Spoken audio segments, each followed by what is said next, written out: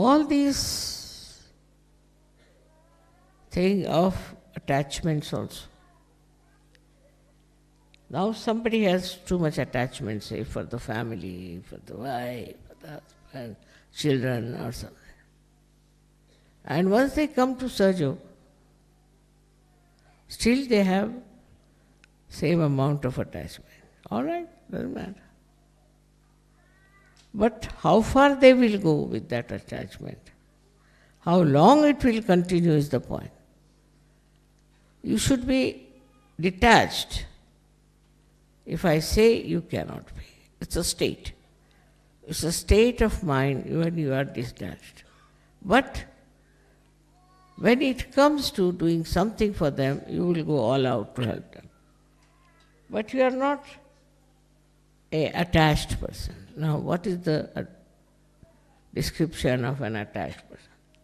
Attached person is always worried about the other person. Goes on thinking about the other person. Cannot think of Sahaja Yoga. Only think of the people with whom he is attached. Then he is very sensitive. You can't say anything to his brother, sister or anyone, otherwise he jumps. Attachment is also with the name that he has. Supposing he has achieved a certain name, supposing, or some big position, then what does he do? You can't challenge him anyway. You cannot by any words you can challenge him. Because he is so identified with that. He thinks he is a big person who has achieved such a lot of positions in life. He is so much attached that he wants the Guru to pay respect to that attachment. Now, which is the way you can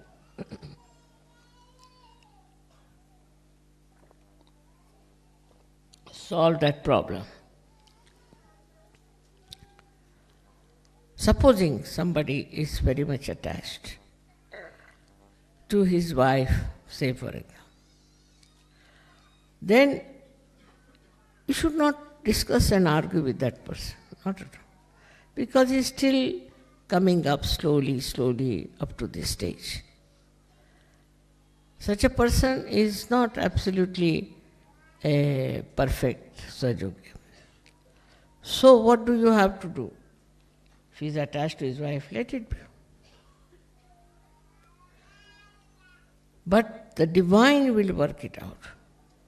And he will realize that what he has been thinking, doing, and taking decisions is all wrong.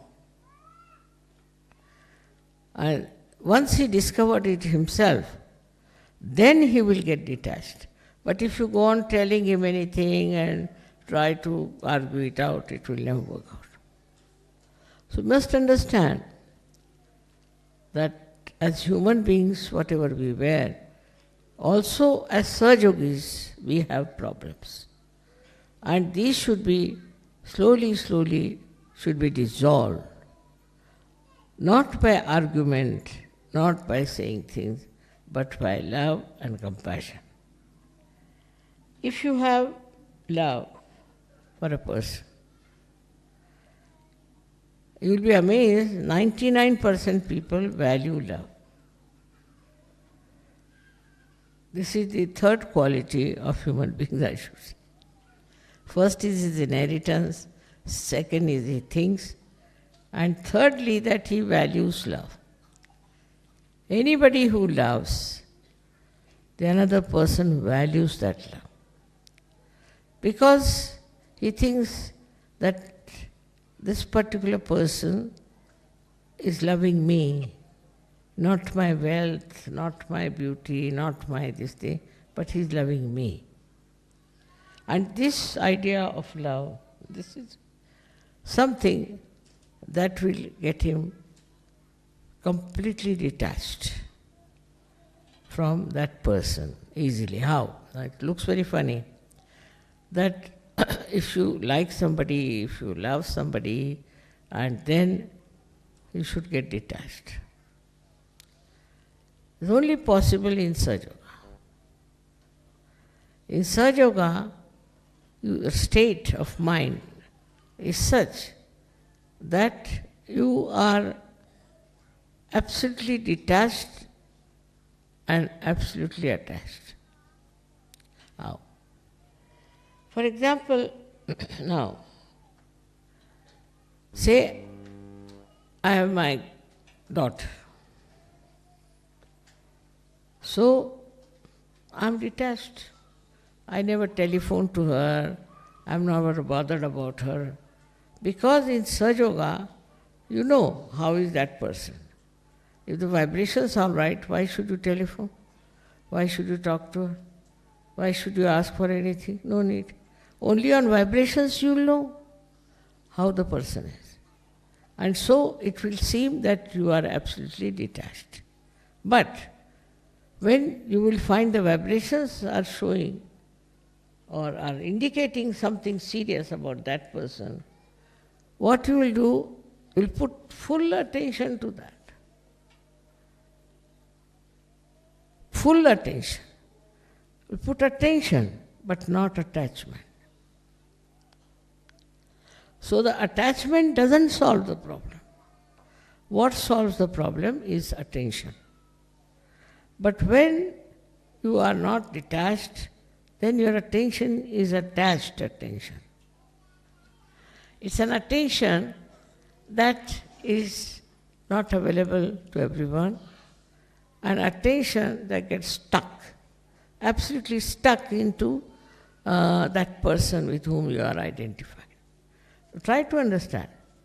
So to be identified with someone is not actually what we can say paying attention to that person. And then your attention will work.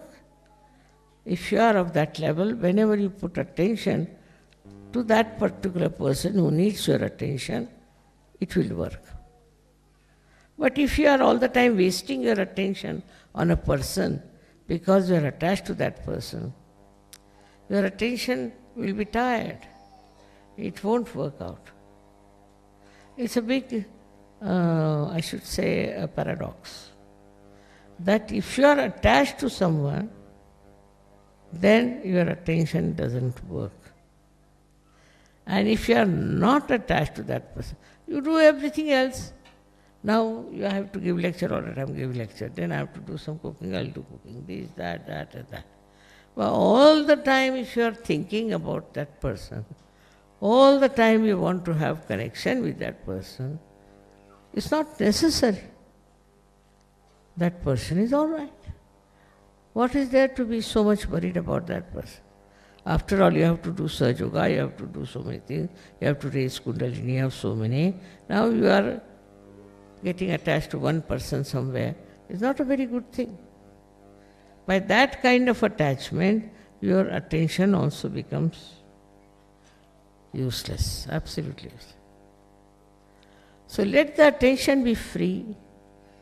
Attention should not be bound by your attachments. Attention should be absolutely free. So it works automatically. Automatically. And you will be amazed, even if you do not pay attention, the attention will work it.